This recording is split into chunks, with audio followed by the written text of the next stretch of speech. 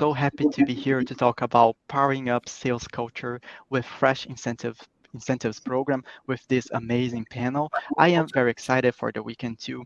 But while we give the folks some time to join us, I want to do a quick icebreaker with my panelists here, and I want to ask them each one of them first where you're calling from, and second, what is the best day you had recently? So let me start with Aparna. Hi, I'm located in Brooklyn, New York, and Oh, it me is a too. sunny, beautiful day here. Oh, you're in Brooklyn? I am. Awesome. Cool. Uh, Yeah, I love it here. I've been here for a while. My best day recently, a friend of mine had a rooftop barbecue, and dogs were allowed up there, and there was like a cute little area for dogs to play, and so it was a really lovely time. Oh, that sounds fun. What about you, Justin? Yeah, Justin dialing in from Fort Lauderdale area. Born and raised from Chicago, though, so one of the best days I've had recently. Had a friend's birthday party for their child and got to hang out with some of the old crew. So it was just really good seeing the folks. So That's cool. What about you, Tian? Hello, everyone. My name is Tian Wen. I am in the Salt Lake City, Utah area. And the best day I had recently was I was on the golf course this past Saturday and broke 80 for the first time, shooting a 78 Wow. and winning some money from some strangers. So it was a wonderful day. I have Thank no you. idea what that means, but I believe you. It was great. What about you, John? Well, it wasn't shooting a 78, I can tell you that. Um, I'm calling in from Michigan, and my best day recently, my kids are in different cities now. So it was a chance for us all to meet up kind of centrally and have a great meal on the water with them and their significant others. It was awesome. Awesome, that sounds great. So I guess everyone had really good days recently. Let's get started here. I know it's Thursday. Everyone is so excited about the weekend, and we are going to talk about fun things because we love the incentive programs that Billboard has to offer us. For those of you not familiar with Modern Sales Pros, we are bringing this event to you today, and we are the highest quality communities for sales leaders, people in sales management, sales leadership, sales and revenue operations, and sales enablement, aka our modern sales pros. And our mission is to create an environment for our members to answer questions they would struggle to solve on their own and help them see around corners they might not know about. So, and we do that through live sessions like this one you're about to experience. We have a robust online forum, and we have our quarterly summits. And finally, we are starting to get back to in-person events, which is so exciting after the pandemic. If you in the audience are not a member of the MSP community, still you will be invited to join right after this event. And as I mentioned, we have quarterly summits, and next week we have our RevX Fest. It's gonna be an amazing event. You don't want to miss it. We organize 24 events of amazing content and speakers. You can hear from the CEO of HighSpot, Gainsight, Cowboy Ventures, and Rainy by Design, as well as sales leaders at Lattice, Pendo, Outreach, Atrium, and much, much more. There is a link below right there. You can see get your free pass now for RevX Fest. Click on that link, sign up for the event. I'm pretty sure it's going to be amazing and you don't want to miss it. But that's enough about MSP. This event today is sponsored by the team at Blueboard. I have John here from Blueboard, and I'm going to ask him to tell us a little bit what Blueboard does. Hey, John. Hey, how's it going, Eduardo? Yeah, I'm happy to. Blueboard is the world's leading experiential rewards platform. Simply put, we offer curated experiences as employee rewards. We have thousands of experiences in over 70 countries. And the way it works is employers pick a price point, and then the employees who earn them get to pick their experience. It could be a sunrise balloon ride over the desert, swimming with dolphins with the kids, learning a new skill, or even up to maybe that bucket list trip to Iceland. The key is that it's easy for the employer, and it's easy and incredibly memorable and incredibly impactful for the employee. And it can change the relationship between the employee and the employer. We see that all the time. Awesome. That sounds great. It's so great to have you as a sponsor. I am excited to dive in, but you're going to still hear from me because I have some housekeeping notes. First, this event is being recorded. I saw someone asking in the chat. Yes, it's being recorded, and you will be able to access the recording through the MSP page, previous events page. And also, I was talking with my panelists backstage, and they love answering questions. They leave for questions. They love it. So let's use the Q&A section in the chat a lot and ask them everything that you want to know about incentives programs. And that's all from me. We have these amazing panelists right here. I'm going to pass it to our moderator, Tian. He will introduce himself and the panelists will introduce themselves. And then we're going to have the amazing conversation that we are all waiting for. Tian, why don't you take it from here? Thank you, Eduardo. Hello, everyone, and welcome to our our panel today. I'm so excited to have this wonderful panel with me to talk about incentive plans. My name is Tian Wen. I am the VP of People at Atrium, based in San Francisco, California. We'll go ahead and go around the room here and do some brief introductions so you all can get a little more acquainted with our panelists, and we'll dive into the content. Let's go ahead and start. Aparna, would you go ahead and introduce yourself? Hi, my name's Aparna. I'm the head of revenue operations at Flowcode. Flowcode is a media technology company that allows enterprise organizations to collect first-party data, create one-to-one connections with consumers, and drive sales and measure offline media. Thank you, Aparna. Justin, how about you? Hi all, Justin Johnson. I'm fortunate enough to lead the sales and customer success organizations at FitGrid. FitGrid is a technology provider. We work with boutique fitness, yoga studios, CrossFit studios, F45, those types of things. And we help them build stronger communities, to help increase profitability for them. So that's what we do, and I'm excited to be here. Thank you, Justin. And John, I know you've already introduced yourself, but for the sake of the group, why don't you go ahead and introduce yourself again and tell us a little more about you. Okay, well, for those who weren't taking notes, I'm head of business development at Blue Board. And I've been in the incentive and recognition industry for longer than I like to talk about. And it's a subject I'm really passionate about. So I'm looking forward to digging into it today. Awesome. Thank you. Welcome, panelists, and welcome the audience here. So excited today. We have some really great items and opinions to share with you all.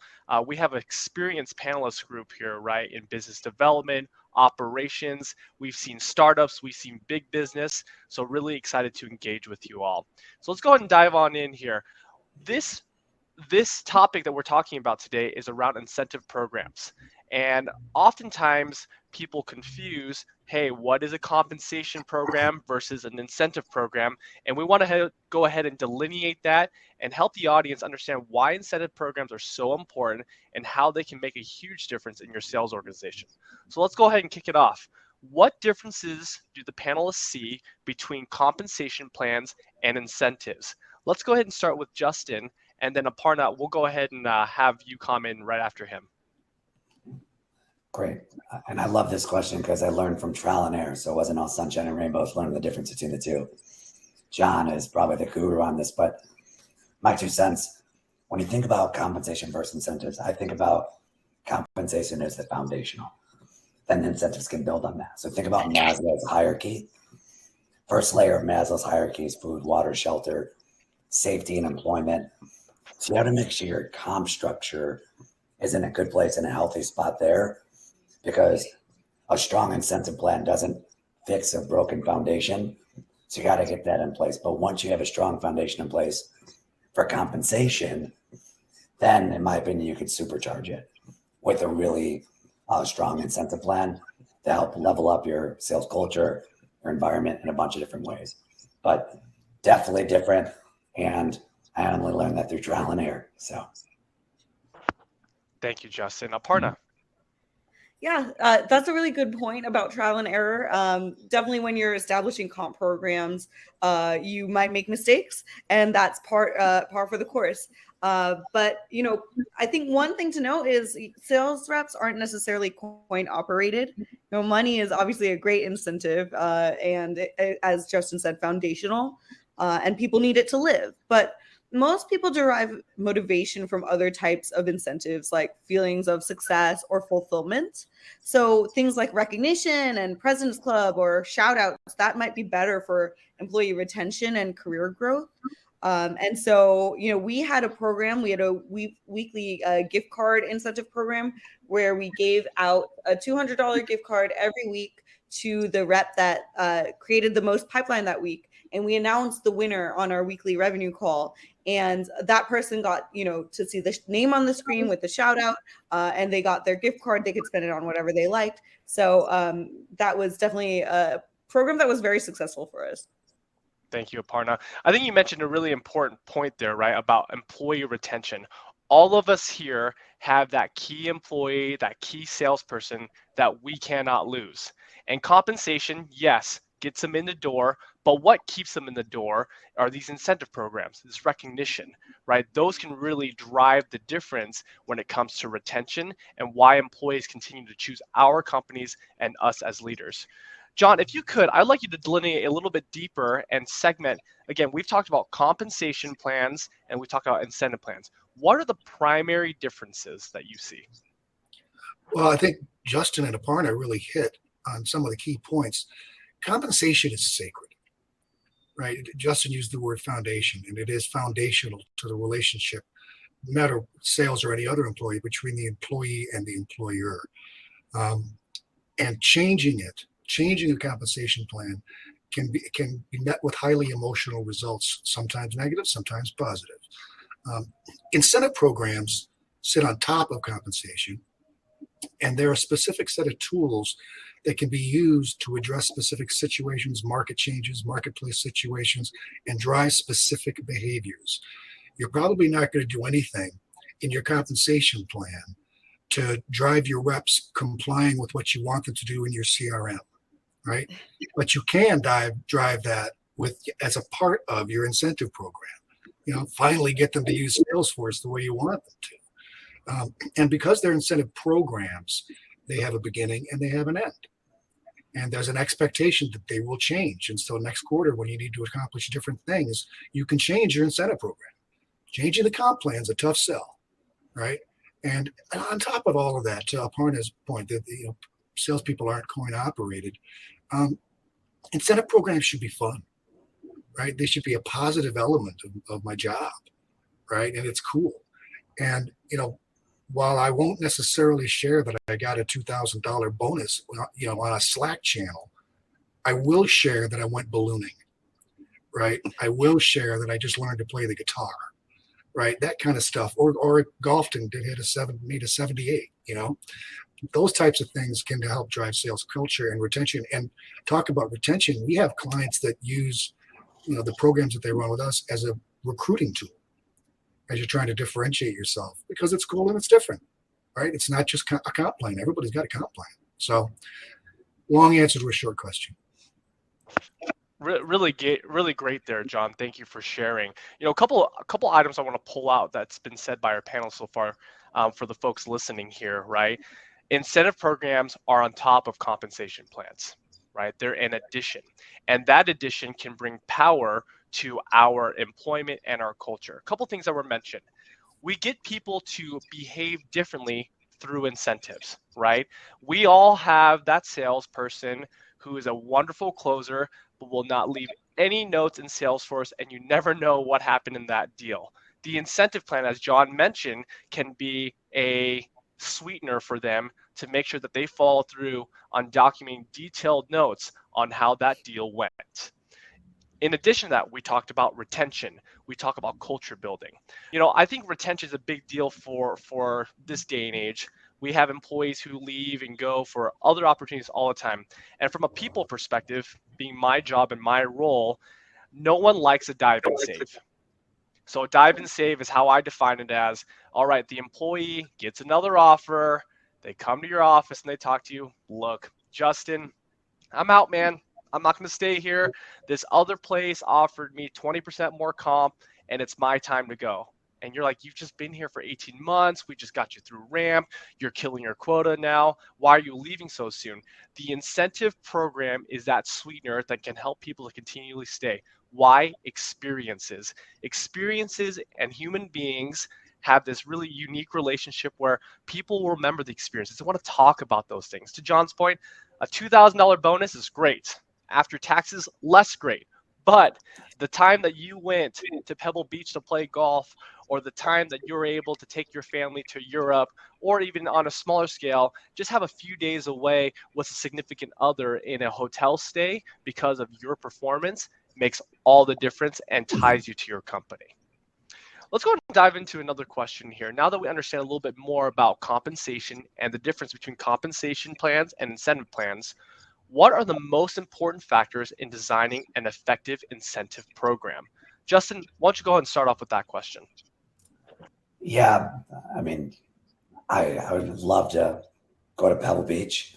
I wouldn't hit a 78, but I'd love to do it. So maybe that's something, John, we should talk about after this. But when I think about the important factors of doing an incentive plan, number one, you have to know your team. Everyone's wired a little differently. What's going to get a Parna moving is going to be different than John, right? So I have to know that and the dynamics of the team. So you have to know that. One of the things that we learned at FitGrid is our team responds much better when it's team-based goals or contests versus individual goals. Funny story. Our team is evenly split between male, female, and the team has a little friendly, competitive rivalry between the men and the women. And they actually brought up the idea of a battle of the sexes contest, and we did it, and they got really hyped about it, had a lot of fun with it, and that wouldn't have been effective if I didn't know the team themselves. So that's number one. John mentioned this a little bit, but it's got to complement your comp plan, because my number one goal as a rep is to hit my number. So if this isn't complementing that or building in the behaviors that ultimately help feed into that, it's going to be more difficult. So that's how I like to think about it when we're structuring it at FitGrid. It's got to be realistic. If it's tied to just selling more widgets, and if I'm averaging 10 sales a month and it's get to 40 in a month, that's not going to move the needle, right? So it's got to be realistic. And the most important thing, John hit on this, but I'll double down on this. It's got to be fun. You have to hype this up as a leader. You have to create buzz around this. You have to sell why they should be excited about this, the buzz around it. Last December, we did a December to Remember contest for the team, where if they hit a team goal by Christmas, they got the week off before Christmas and New Year's to be with their loved ones and their families.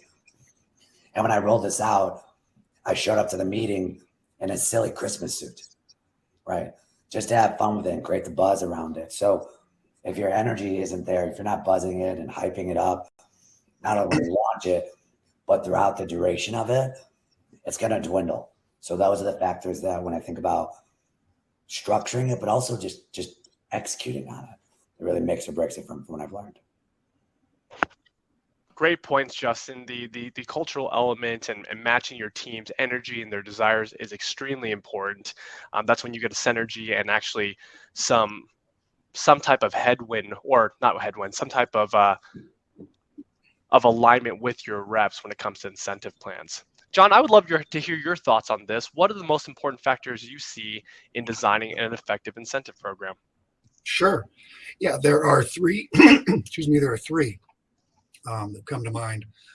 The three are rule structure, communication, and rewards. And it's in that order of importance.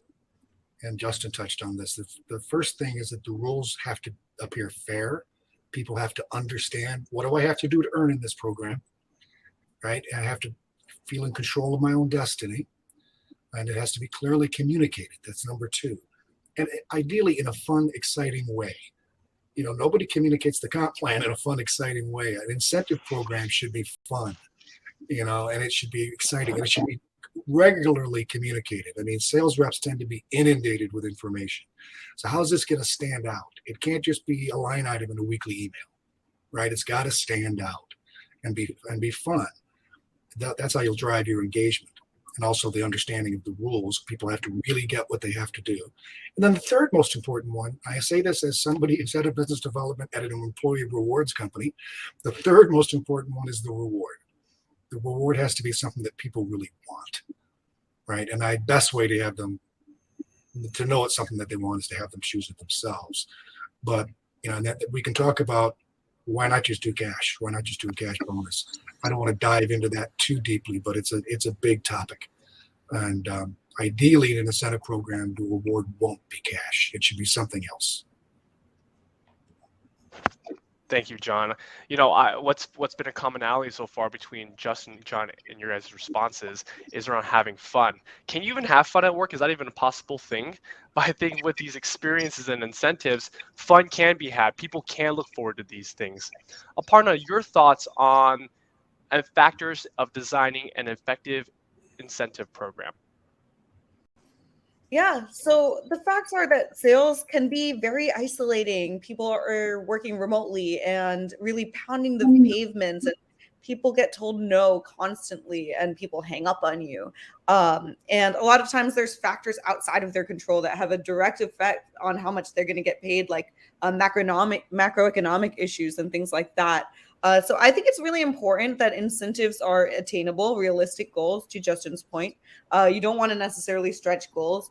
You want someone to win the incentive. I think the worst thing you can do is set forth an incentive program that has no winners. You want them to have the experience, share their experience, and help motivate others to work hard to achieve these goals. So, there are always the standard goals that are tied to your compensation, like closing new logos or renewals or new ARR. But we will want to incentivize other behaviors that won't necessarily be tied to a paycheck, like CRM hygiene, incentivizing lead handoff and things like that. I think creating joy and excitement with incentive programs can increase the momentum on the team and have a snowball effect where everybody wants the incentive. Everybody wants to participate in this type of program that's motivating the entire team. So an example I had is we recently rolled out a client entertainment budget where folks are allowed to go wine and dine clients, and we're saying the reps that wine and dine the most clients win an additional incentive for themselves. And that's really exciting because they get to experience like these fun things with their clients and hopefully engage their clients in a new, unique way. But then also, get a little something for themselves too. Nothing wrong with that, right? A little something for yourself. Aparna, I think you mentioned something really important here, was the attainability of the incentive, right? I'll break down a very small example that maybe will relate with some of the audience. I have a 4-year-old where I was their soccer coach. And if anyone has tried to coach a 4-year-old on soccer field, you should probably pass and wait until they're 7. But my son would not play. So I made a goal chart for him, which I thought was a great idea. I drew a bunch of circles, and if he did all these things, he would get a transformer, right? There's like 15 goals on there. So I got him super hyped up. My son scored 2 goals the entire season. That bubble chart meant nothing to him, and that transformer that he really wanted meant nothing to him. The attainability of these incentives make all the difference. It has to be within grasp. Otherwise, you will do the exact opposite of an incentive program. You will not engage and motivate. You will disengage, and also could even cause your own attrition if you do it poorly enough. So I think it's a really important consideration. Now, the panel's mentioned a lot of items around fun, making sure it aligns with the people there, it aligns with your team. Let's go ahead and dive a little bit into culture, right? How can incentive programs positively impact your sales culture? And why is that even important? John, I would love you to weigh in first on this question, if you could. Yeah, I'd be happy to. I think the most important thing is that if you think about the term salespeople, the most important part of that phrase is the word people. And I think organizations often forget that salespeople are just people. They're not numbers, right? Aparna said they're not coin operated, even though we like to treat them like they are. And so what ends up happening is in many organizations, the primary relationship with the salesperson and the sales org or the company is transactional, right? It becomes a transactional relationship. And the more that is true, the more likely people are to leave, right? Because if they're going to offer me 20% more, I'm out of here, right? There's nothing else keeping me here. So what we can do with an incentive program is we can create an emotional connection, right? Team-based incentives are great for that, by the way. Incentive programs, they're great for that. Hard to design, but if they're done right, they're incredibly impactful. Always more impactful than an individual incentive, I will tell you that. There's research that proves that. But it's about, okay, I've done an incentive program this quarter. What impact is that having next quarter? I've paid for it this quarter, but is it having an impact the next quarter? If it was just a check, the answer to that is no, it's not. But if you have the right rewards and you've had the right communication and people are sharing stuff on Slack or Teams about these cool stuff that they've done, now I'm starting to affect sales culture in a meaningful way, and people feel emotionally connected. And by the way, sort of their significant others and family now have an emotional investment in the company, right? Can't do that without some sort of an incentive program. It's not a panacea, by the way. I don't want to, if you've got a bad sales culture, one incentive program isn't going to fix it, but it can make it better. I love the aspect that you spoke about with looping in partners and other significant people in your life being invested in this. You bet your bottom dollar if my wife knew that if I did X and we were going on an all paid expenses vacation somewhere, she might follow up a little bit more about how I'm doing in my role. So a really good point there.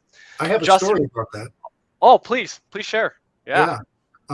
Had a big client several years ago, and let's just call it Wilson Industries. All right, I'll just make it up. And it was for salespeople, and they had the choice to sell different products. They didn't just sell the Wilson product. And one of our customer service people happened to be in their office, and they were chatting, and the guy said, "Oh, you guys run that program for Wilson?" Yeah, we do. Let me tell you something. I make a lot more money selling XYZ product than I do Wilson's, but my wife has picked this particular reward, right? I think it was a grandfather clock for the foyer and some sort of a lessons, has picked this particular experience. The only thing she asks me every day I get home is, how many Wilsons did you sell today? Every day. That's a guy, he's got no choice. He's selling Wilson, right? That's a great story, John, and that just, I think the power of incentives and looping in others of significance in your life. I do want to acknowledge thank you, audience members, for sending in your questions. I do see them coming through. We will have Q&A here in about 10 minutes, and we'll address those questions, as many as we can live. And those that we can't, we'll see if the panelists can chime in and answer some of those questions for you all. Thank you so much for submitting them. Keep them coming. Justin, would love your opinion here, right? Based on, I think, your energy that you give in your conversations. Culture is a big deal, especially in that suit that you brought to the Christmas party. Should have brought it here to this webinar. But would love to hear your thoughts on how incentive programs can impact sales culture. Maybe next panel I'll wear the Christmas suit. That's my deal for you all. So John hit this dead on. An incentive program doesn't fix a broken sales culture. If your sales culture is toxic and it's in a tough place, this is just a Band-Aid on an open wound. So that's number one. You got to think about that. Be realistic about where you are.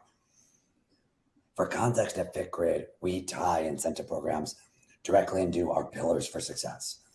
So our pillars for success are execute, evolve, celebrate. Execute means control what you can control. Evolve means get better each and every day, which that starts with me. And 3 is celebrate. Celebrate the journey. Celebrate your peers. So we try to weave in the incentive plan to tie into one of those pillars, and we make sure that we're celebrating throughout it so that it continues to strengthen the culture that we have. Aparna said this as well. I want to reference this as well. My team's remote. Being a remote SDR is way harder than when I was an SDR. they're cold calling at their kitchen table. So one of the things that we think about with our incentive plans is how can we create in a remote environment that buzz, that energy, which is so difficult to replicate in office. When I was a rep coming through the ranks, it's very difficult to do. But those are also things that I like to think about, because this comes down to the celebrate pillar that we have. We work really hard every day. And if you're not having fun, what's the point? Really, what's the point? I can make all the money in the world, but if I'm not happy every day and if I'm pissed off, that means my life sucks. So that's how we like to think about it, is how can I make it where this makes the environment more fun, makes it more collaborative, that camaraderie, which strengthens the culture. Because if we do that, hopefully when my reps who are getting hit up on LinkedIn every day, and I know they are, as I'm sure all of yours are, they're thinking about more than just that 5K increase in OT or 20K increase in OT. They're enjoying the environment of the people that they're with. And I see the incentive plans going directly into that. Thank you, Justin. Aparna, would love you to weigh in here on the impact of incentive programs on sales culture. Yeah, I think to Justin's point, getting folks together and getting that buzz and momentum that you can have in an in-person environment is really important to keep sales culture alive, because it is hard. It's hard to get out there repeatedly and, face a lot of rejections, get your deal to the end of the pipeline and have it slip. And I think encouraging that camaraderie is something that you can definitely do with a solid incentive program. Some of my best friends have been my coworkers. I think it's like one of the main ways to meet friends as an adult is at work. So we had a company offsite in Atlantic City that was so much fun. And when you have friends at your company, it makes it incredibly hard to leave your company. So when you're talking about employee loyalty or employee retention, I think you can really ratchet that up with a good incentive program. Another thing that an incentive program can do is have that healthy competition, like Justin said, the battle of the sexes. If multiple people can win, it also incentivizes teamwork. So if you have an ongoing initiative where multiple people can win, that's really exciting, because someone will share their experience and the next person will say, hey, I want to get in on that, and it'll motivate them to work a little bit harder at that specific initiative.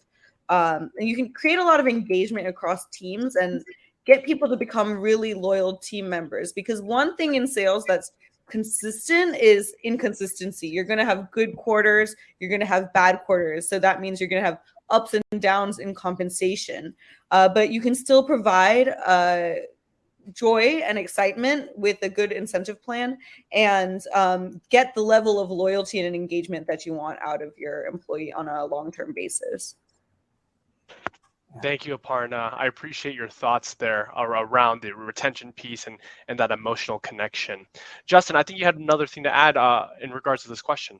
Yeah, so to bring this back to culture, one of the things that I like to think about when measuring how good your culture is, and incentive programs go into this, the camaraderie, the contest, the competition, the fun. A lot of the people, everyone in my org's remote. And what I'd love to see, one of my favorite things to see, is when people get together once every quarter or so, or we have folks that meet each other in person for the first time after 6 or 9 months working together. They don't shake hands, they hug. It's not even they don't even attempt to shake hands. And I love that. It's my favorite thing about the culture that we have. And I genuinely believe incentives and these types of things that we do, things that Blue Board can potentially help with as well, have a direct impact and on more hugging, which we're all about. All about the hugs there, Justin. Thank you so hugs. much. This time has gone by so quickly. We have ran out of time from a panel discussion perspective. We'll go over Q&A. Before we do so, I want to hit and summarize a few items for the audience. Audience members, I know when you come to these webinars, you're looking for some technical things to take away, and a lot of this discussion has been a little more soft and emotional. I don't want to undersell that. That is an important aspect of employment nowadays. As I look through employment data, surveys, as I look through other data when it comes to why employees stay at companies, why they go, it's strictly emotional. A lot of it's about the look, the feel, the connection. And yes, we are hard-nosed salespeople. We're all about hitting that number, dialing for dollars and doing whatever we can to make sure that we hit our goals. But at the same time, your dynamic leadership in today's workforce and understanding the qualitative sides of employment helps you to be an ever more effective leader in your space. So a couple of things just to hit on as we close here. Incentive programs help with retention, right? The emotional connection, getting people involved, it can be the difference in a rep staying versus a rep going. It has to complement the compensation plan. If you have an incentive plan and a compensation plan at odds, you are creating a culture that could become toxic and ineffective. You're making more work for yourself, so please be mindful of that. Other things that we should pay attention to when it comes to incentive programs, being able to incentivize behaviors that are not general behaviors on a compensation plan. Yes, you need to close deals. Yes, you need to hit quota, but how about your Salesforce hygiene? How about your touch points with clients? How about running a cadence to make sure you have enough touch points with a client to make sure that deal follows through? Those things can be driven through incentives. Thank you all for a great discussion. Lot of takeaway here, and I'm sure the audience members have a lot to look and reflect on as they think about incentive programs. Let's go ahead and dive into questions here. For those who submitted questions, thank you very much. We'll get through as many of these as we can with our panelists here. We have a question from David. Is it common for SaaS sales compensation / incentive plans to pay commission for both software and hardware sales? If so, how would that break down in terms of each type of sales is paid? So a little more on the compensation side here. Justin, I'll go ahead and punt this one to you. Could you go ahead and shed some light on that? I mean, the answer to that question is it depends. It's really going to be company by company, product by product. It really just ultimately comes down to what are the behaviors you're trying to drive and what are the results you're trying to move. If you're trying to move more hardware, do it. If you're trying to move more SaaS, do it. If you need both, do it. Right? It really depends. I feel like I'm punting this question, but the reality is it depends. But yeah, companies do it. No punt there. It does depend per organization. I'll shed a little light on here as well, right? It does depend on what you're needing. I think I generally use a marker as, hey, what do my gross margins look like on software versus hardware? If you're behind on margins and it doesn't make sense on your balance sheet, you might want to tweak the incentive, right? If your gross margin is so low and you're not getting the returns you need on hardware, let's go ahead and throw an incentive at that versus a commission and see if we can boost that up.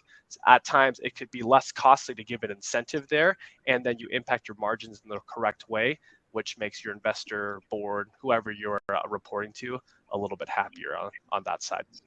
We have a question from Isabella. In your view, what is the role of intrinsic motivation with salespeople? How do we balance the importance of intrinsic motivation with primarily extrinsic motivators in compensation plans? John, if you could shed some light on this question, please. Sure. You would hope that your salespeople would have a high degree of intrinsic motivation to begin with, right? But there are ways to enhance that or to capitalize on it, I guess. First of all, Justin mentioned team-based incentives. If you have an incentive program that is team-based, there is a sense of accountability. You would say, well, that's extrinsic, right? Because it's the other team members saying, hey, sell more. But really, you feel an internal obligation to your teammates, right, to kick your game up a notch. So team-based incentive programs can always work. Can always help. The second thing is goal setting. There's a lot of psychological theory around the fact that if you ask people to set their own goals, they'll generally set them higher than you would have put them if you were being realistic. And they're much more likely to hit them. And that's also true in an incentive program. If you have an incentive program that somebody can log in and pick with their significant other, pick whatever experience they want, whether it's the balloon ride or learn to fly an airplane or go to Iceland. And, in the old days, a picture of that would have been up on the refrigerator. During the program, they're internally motivated to hit a goal that they've set, which is that reward, right? So you're leveraging intrinsic motivation. It feels like an extrinsic motivation type program, but the motivation is actually internal. Thank you, John. We have a question from Jordan. Multi-year subscriptions. What's common in SaaS companies in terms of incentives? I want to punt this over to our operations expert here, Aparna. If you want to go ahead and shed some light on that, that'd be great. Yeah, that's a really good question. The answer, again, is it depends. But at every organization I've worked at, you definitely want to incentivize people to book multi-year deals. That will really help your net retention numbers at the customer level and decrease your churn. And I know, especially at early stage startups, that's where boards are really focused. The board of investors would be very focused on the churn and net retention metrics. So you want to cascade that board level initiative into your compensation design. Usually I've seen, an additional percentage point of commission assigned to multi-year deals. So you have the ARR and your set commission, and then you can increase that by percentages based on how long the deal is. So, you get a certain percentage of year 2 and then a certain percentage of year 3 as well. An answer I would expect from an operations expert. Thank you very much. We have a question here from Amy. Can this be used in any segment of business? And Amy, I'm going to extrapolate it a little bit. I'm going to assume that you're meaning incentive programs. Can incentive programs be used in any segment of the business? And I'll read the rest of her context there. For example, CX, influencer marketing, sales, etc. If so, where do you pull budget from? Lastly, with retail struggling from the past few years of supply chain issues, COVID, inflation, etc., how do you justify this in finance? I'm guessing based on attrition and employee retention. John, our recognition expert, I'm going to go ahead and have you answer that question, please. Well, that's a whole webinar in there. It's a great question. It's just a lot to answer. The short answer is yes. You can put incentives in place in any part of your organization. The tough part is designing the program. What are the metrics? I'm convinced one of the reasons it's so common in sales and not as common in other places is because it's easier to design. It's easier to figure out what success looks like and what the numbers are, right, in sales. But we have companies that are doing, the sales engineers and customer experience, et cetera. They're all involved in it. It doesn't have to be one program, though. It could be multiple different programs. And because we're tight on time, I'll jump, meaning multiple different programs by participant role, right? I'll jump to the question of ROI. That's going to vary by organization. Budgets aren't created for wants. Budgets are created for needs, period. So what you have to do is help whoever's in the... That's the important part. And what will the benefit be? And certainly we've got a company right now that's just about to sign with us. And they did quantify the pain they have from turnover. And the CFO bought it. And so they're putting a program in place. Thank you, John. Thanks for answering that question so succinctly. We have time for one more question here. This one is directed at Justin here. What are the ways you've seen create the feel in an in-office sales in a remote environment? So how have you gone ahead and created the in-office feel in your remote work environment? If you could answer that question, you got a couple minutes here. Yeah. So when I think about it, I look at it aligning to the 3 pillars that I talked about earlier: execute, evolve, celebrate. So let me start with celebration first. What we do to replicate that in-office vibe and everyone being close is we start and end every week with gratitude. So we start every week where everyone on the team is asked to share one piece of gratitude for someone else on the team. So they give someone else a pat on the back. And that creates camaraderie and a buzz. What we also do at the end of every week, it's the last meeting we have every single week. Everyone is required to pat themselves on the back. Ironically enough, it's way easier for people to compliment someone else than it is to pat themselves on the back.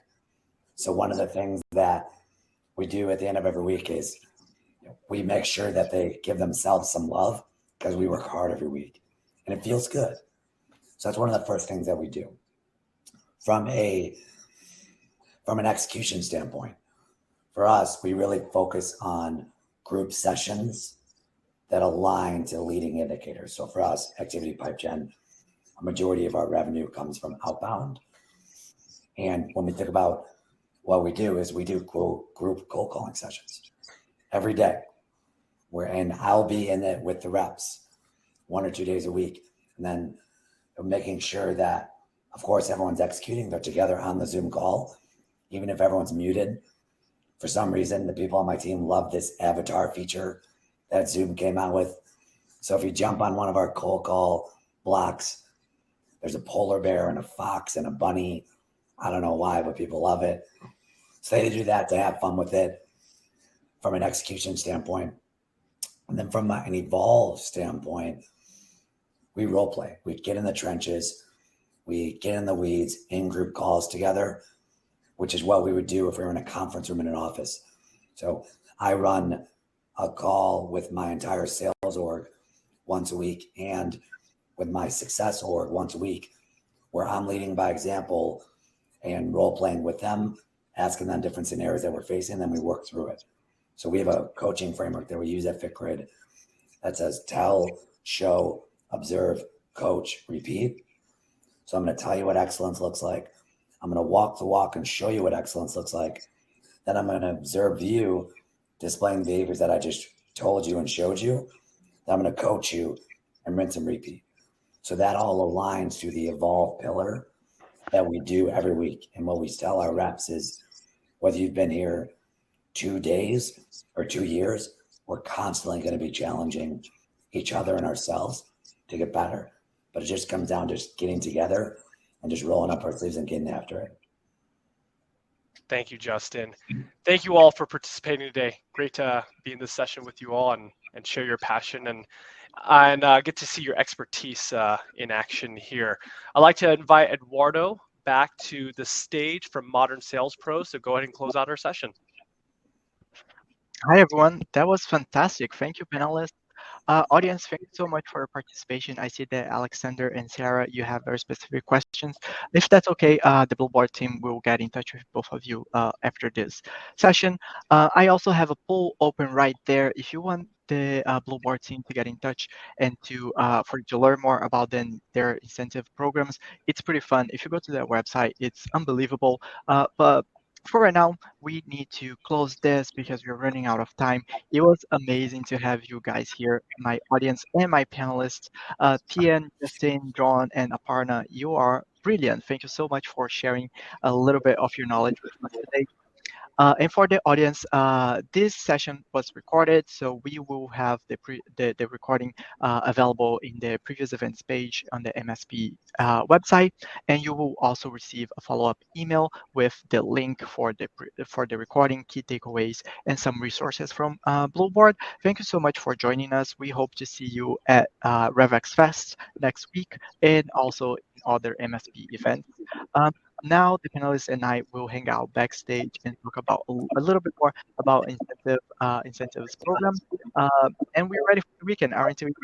Panelists, are you excited for the weekend? Yes. Absolutely. All right. All right. So let's go backstage and say bye to the audience. Bye bye, audience. Thank you for joining us today.